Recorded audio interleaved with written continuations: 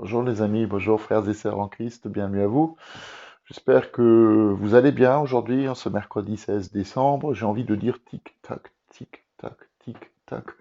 L'heure avance, le jour approche, comme le disent les prophètes de l'Ancien Testament, mais comme je le dis aussi ce matin, puisque nous allons bientôt fêter Noël, et j'espère que nous allons fêter Noël dans la reconnaissance. Vous savez, le Seigneur, il est tellement extraordinaire que nos mots humains sont beaucoup trop petits, beaucoup trop limités pour pouvoir le décrire. Comment est-ce que vous voulez expliquer que le Dieu, qui est le Dieu de l'éternité, soit descendu au milieu de nous au travers d'un petit enfant qu'on a couché dans une crèche? Ça dépasse notre entendement, ça dépasse la compréhension humaine. Le Dieu illimité qui accepte d'être limité, le Dieu d'éternité qui accepte de, de devenir un homme. Comment expliquer que le Dieu qui a créé les cieux et la terre ait accepté de se limiter à nos contingences humaines?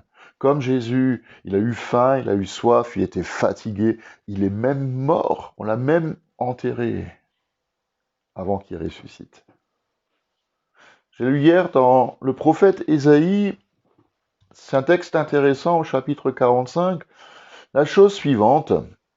Dieu parle et Dieu dit, il n'y a pas d'autre Dieu en dehors de moi. Je suis le seul Dieu juste et qui sauve. Tournez-vous vers moi et vous serez sauvés. Vous tous qui êtes aux extrémités de la terre, en effet, c'est moi qui suis Dieu et il n'y en a pas d'autre. Je le jure par moi-même et de ma bouche sort ce qui est juste. Une parole qui ne peut pas être révoquée. Deux points. C'est dans le texte. Chacun pliera le genou devant moi et toute langue confessera mon nom. Et on dira à propos de moi, deux points, c'est en l'Éternel seul que se trouve la justice et la force. C'est un texte extraordinaire. Il n'y a pas d'autre Dieu que lui. Dieu vient se montrer et il vient habiter au milieu de nous parce qu'il veut nous sauver, parce qu'il veut nous donner un avenir, parce qu'il veut faire naître en nous l'espoir qu'on a peut-être perdu. Si nous lisons tous les versets qui précèdent ce petit passage que je viens de lire, le Seigneur recommande, c'est une bonne recommandation, on en entend plein en ce moment, recommandations. Le Seigneur recommande aux habitants de toutes les nations d'arrêter de se confier dans des faux dieux qui sont muets et qui sont sourds, qui ne peuvent ni écouter les prières qui montent vers eux et encore moins les sauver. Il est le Seigneur. Il n'y en a pas d'autre. Et il est tellement le Seigneur. C'est ça qui est extraordinaire. Il est tellement le Seigneur qui vient non pas pour régner par la force comme un tyran, mais comme un petit, pour partager la condition de ceux qui le sont sur la terre. Il vient comme un enfant habiter au milieu de nous. Et il n'a pas honte de venir habiter au milieu de nous. Il n'a pas honte de venir chez moi. D'ailleurs, regardez, c'est extraordinaire, là aussi, la généalogie de Jésus. Jésus n'a pas honte de tous ceux et de toutes celles qui sont ses ancêtres. Et si vous lisez la généalogie de Jésus, vous allez vous rendre compte que toutes les femmes qui sont citées dans son ascendance sont toutes des femmes avec une vie mouvementée, une vie un peu particulière.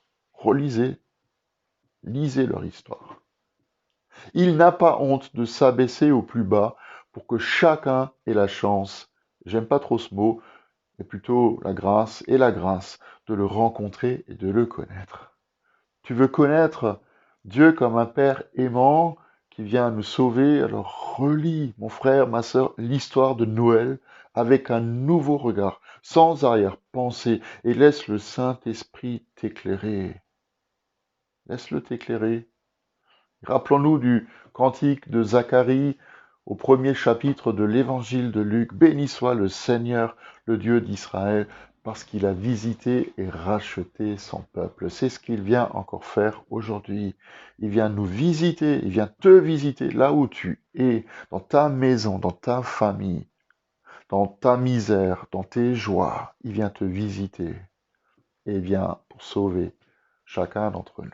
Je vous souhaite une bonne journée sous le regard du Dieu très haut, du Père aimant qui est venu au milieu de nous. Et puis je vous donne rendez-vous demain pour notre prochaine méditation, en espérant vous retrouver en bonne santé aussi.